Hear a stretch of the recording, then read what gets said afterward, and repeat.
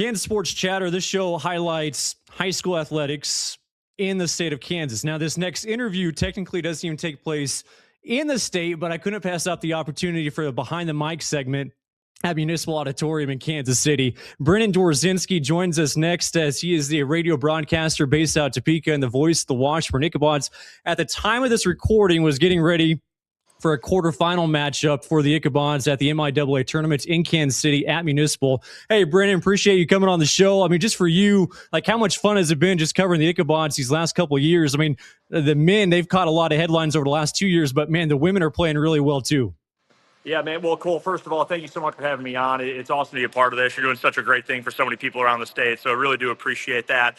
This run's been incredible, man. It has been such a blast. Really, since I took over, this is my third season. I filled in for several years for my predecessor, Jake Laban, who a lot of people in this part of the state know. But this is my third full year covering the men's and women's programs. And, that first year for the women, it was kind of a rebuilding stretch. The first year for the men, they were good, but not quite NCAA tournament good. Last year, I think they weren't surprised, but they took a number of people by surprise with just how good they were on that run to the Elite Eight and Final Four. This year, though, it's been a little different. Some faces change over time, and you go from, preseason top 10, but you're still a hunter, to now you're the hunted every single game this entire season. And all Washburn has continued to do, both on the men's and women's side at this point, is continue to win, to show toughness, to show some grittiness. 2 first-team All-MIAA picks. You go 28-1 in the regular season, 4 ranked wins, more than almost anybody else in the country. It's been a pretty special run.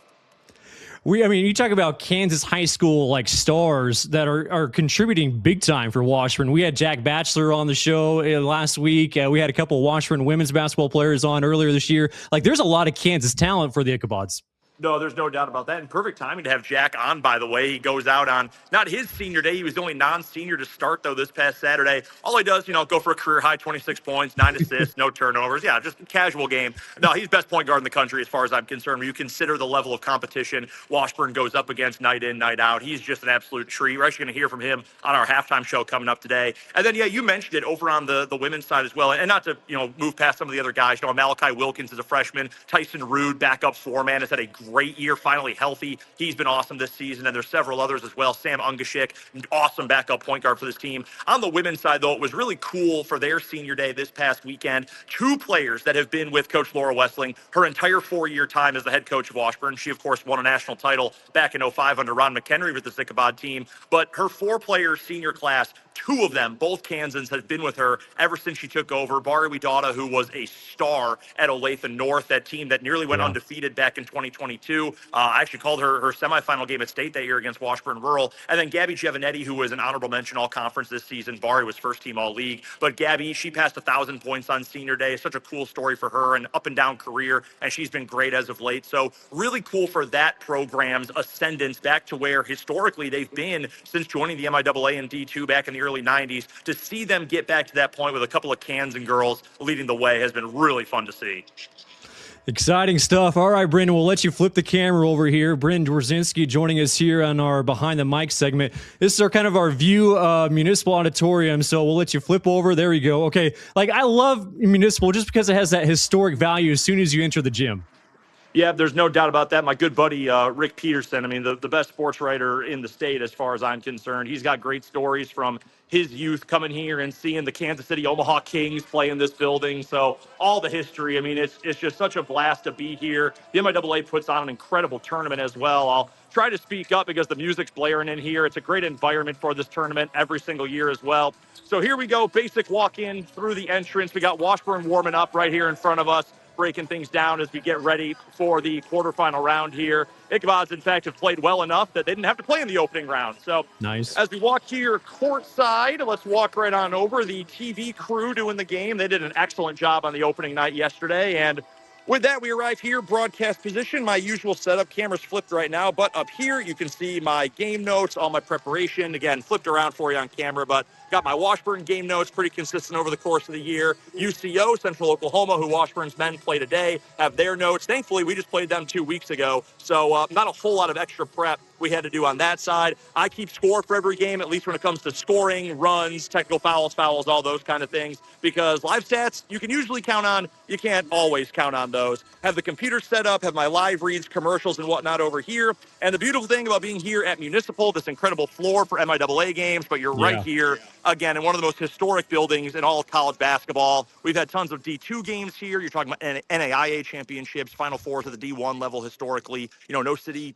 outside of Kansas City has hosted as many Final Fours. So just an incredible sight to be here and to be in such a historic venue for, as far as I'm concerned, what's the best tournament in small college basketball.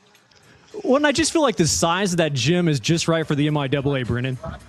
No, you're 100% right about that, Cole. And you can see folks have not quite filtered in yet. We're still a little over half an hour from tip-off, but there are plenty of folks milling around on the concourse level. And when it's rocking, when you get to the semifinals on Saturday, the championship rounds for the men and women on Sunday, this place gets loud. They get fired up. The nice thing for Washburn is, being in Topeka, it's not that far of a drive, under an hour to get here at Municipal. You park nearby. All told, it's maybe an hour once you get in. So to be able to have a real home crowd here, and there's some other schools as well, Northwest Missouri State, Mo West, Fort Hays always travels well. Central Missouri is not far away. But to have that kind of crowd here, neutral, partisan, whatever, it makes it pretty special for this level of hoops. Yeah, being so close from Topeka, do you stay put up there in Kansas City for the run of the tournament, or do you go back and forth?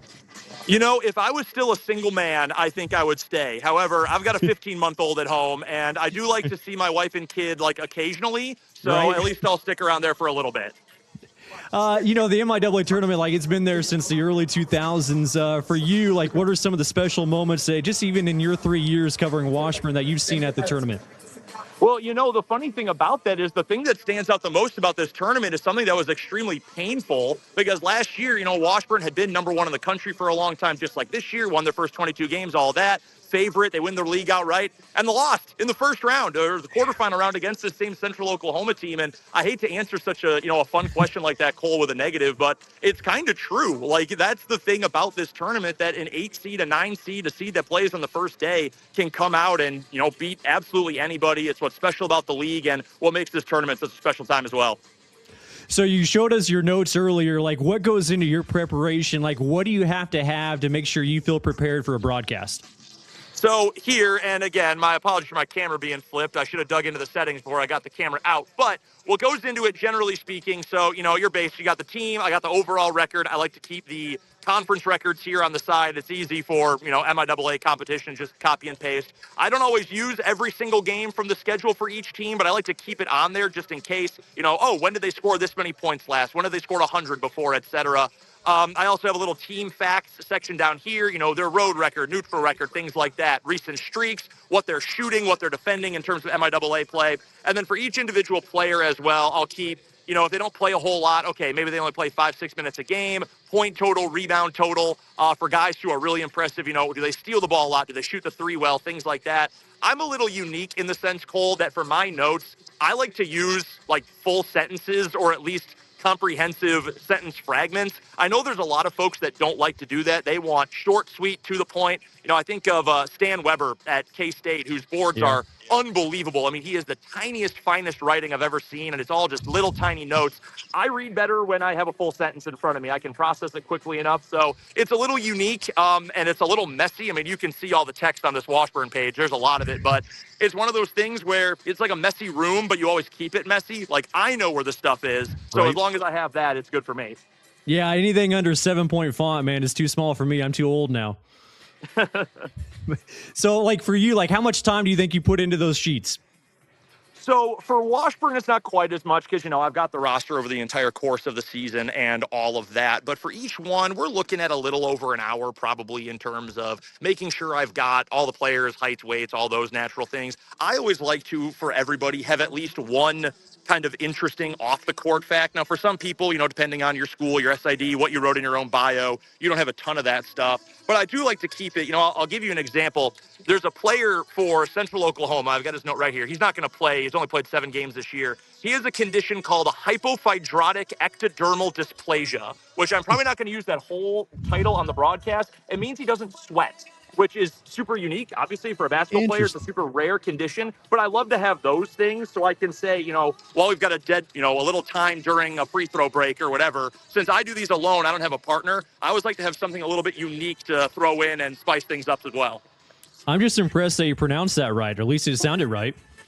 You know, as someone with the last name Dzwierzynski and lots of Z's and, Polish heritage in my name, I've gotten used to big words and complex things like that. So I think I held on to it all right. Nice job. Well, I know you got to get on the air here soon. So just last question. I always like to ask broadcasters, what they feel like is a good broadcast. Like for you as a play-by-play guy has been doing it for a number of years, like what makes a good broadcast, whether you're listening to other people or even yourself, that you feel like, okay, yeah, that was sounded good?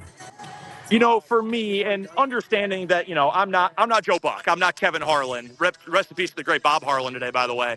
Yeah. But on a serious note, like, I know I'm not necessarily that guy. I've got a style. Maybe it's not for everyone, but I want you on the other side of your radio, of your speaker, your computer, whatever it is. I want you to feel like this game is the biggest thing in the world going on right now. Even if it's for just 2 hours, you can zone out and say, wow, that guy is into it. He's telling me about the players. I feel something. That's the big thing to me. I want you to hear this game, to hear about these incredible athletes, and to feel that it's a big deal, to feel excited, something like that. And as long as you're able to do that, that's a win for me.